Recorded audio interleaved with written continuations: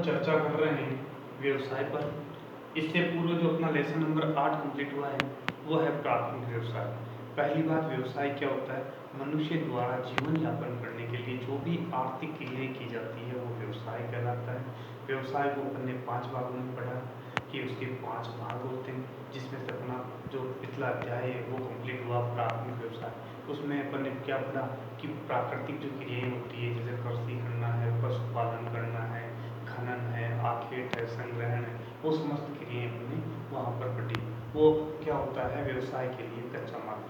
आज अपना दूसरा भाग है द्वितीय व्यवसाय। उन सभी क्रियाओं को द्वितीय व्यवसाय कहा जाता है जिनके अंतर्गत प्राकृतिक संसाधनों का परिपृष्ठ करना, उनका रूप बदलना, जीवन यापन करने के लिए उपयोगी बनाना।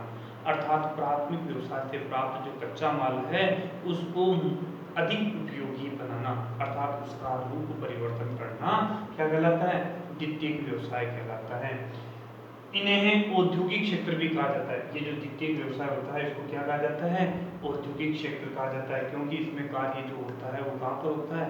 उद्योगों में। वो जो कार्य होगा वो क्या कहलाएगा? उद्योग कहलाता है। इनमें निर्माण कार्य, निर्माण करना, बनाना, साथ ही विनिर्माण अर्थात उसका रूप परिवर्तित करना, प्राथमिक व्यवसाय से प्राप्त कच्चे माल का रूप परिवर्तित करने का कार्य संपन्न किया जाता है।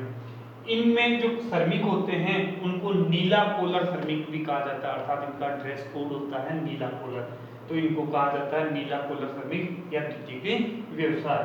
अब इसमें जितने भी कार्य हैं द्वितीय व्यवसाय में जो कार्य होता है उनको अपन 10 भागों में बांट सकते हैं। अलग अलग प्रकार के व्यक्ति कौन कौन सा कार्य करते हैं। नंबर 1 है इंजीनियरिंग उद्योग, नंबर 2 निर्माण उद्योग, नंबर 3 इलेक्ट्रिक उद्योग, अर्थात इनमें अलग अलग प्रकार के श्रमिक है, उनका कार्य डिवाइडेशन है, लेकिन ये कुल मिला के भाग है वो किसका है? द्वितीय व्यवसाय का। रासायनिक उद्योग, शक्ति उद्योग, वस्त्र उद्योग, भोजन व पेय पदार्थ संबंधित निर्माण कार्य में लगे हुए लोग, धातुकर्म, प्लास्टिक उद्योग, परिवहन एवं संचार, इन सब के बारे में अपन अध्ययन करेंगे इस लेसन के अंतर्गत। सबसे पहले विनिर्माण का अर्थ। विनिर्माण की बात करें तो ये 2 शब्दों से मिलकर बना है। विनिर्माण शब्द है अंग्रेजी के 2 शब्दों से मिलकर बना है। रीमैन्युफैक्चरिंग, रीमैन्युफैक्चरिंग, री का अर्थ होता है अपने, मैन्युफैक्चरिंग का अर्थ होता है निर्माण करना। अर्थात इसके अंतर्गत क्या होगा? जो प्राथमिक व्यवसाय से प्राप्त कच्चा माल है उसको अधिक मूल्यवान बनाकर परिवर्तित करके अधिक मूल्यवान बनाया जाता है। जैसे उदाहरण के लिए कपास, कपास कहाँ होती है? खेती में, जो किस में आता है? प्राथमिक व्यवसाय में। लेकिन उसका यहाँ पर रूप परिवर्तित कर दिया जाता है, क्या बनाया जाता है? वस्त्र बनाए जाते हैं। इसी प्रकार जैसे गन्ना, गन्ने से क्या बनाया जाता है? गुड़ बनाया जाता है, चीनी बनाई जाती है, वो समस्त किस में आते हैं? विनिर्माण में आता है।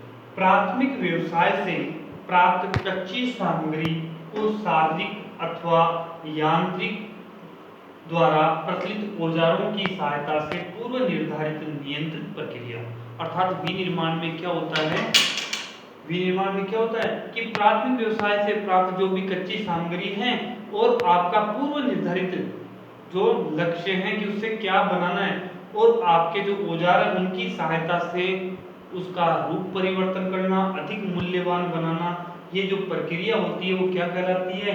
विनिर्माण उद्योग कहलाती है। पूर्व निर्धारित व नियंत्रित प्रक्रिया द्वारा इच्छित रूप, आकार और विशेष गुण धर्म वाली वस्तु बनाना ही क्या कहलाती है? विनिर्माण कहलाती है। अब कच्चा माल क्या होता है कि विनिर्माण उद्योग में प्रयोग होने वाली जो प्राथमिक व्यवसाय से प्राप्त सामग्री है वो क्या कहलाती है?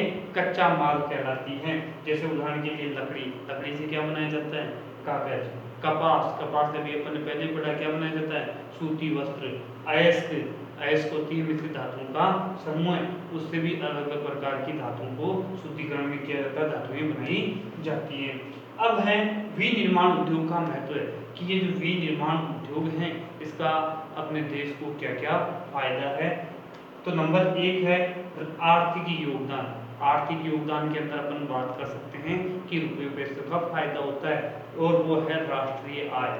देश के अंदर एक वित्त वर्ष के दौरान जो आय के विभिन्न स्रोत होते हैं उनसे प्राप्त होने वाली आय, उसके अंदर भी अपने विनिर्माण उद्योग का सबसे ज्यादा योगदान है। रोजगार उपलब्ध करवाते हैं। भारत के अंदर सबसे बड़ी जनसंख्या की समस्या पाई जाती है और उनको रोजगार उपलब्ध कराने का काम कौन करता है? विनिर्माण उद्योग, अर्थात उद्योग के दौरान उनको क्या मिलता है?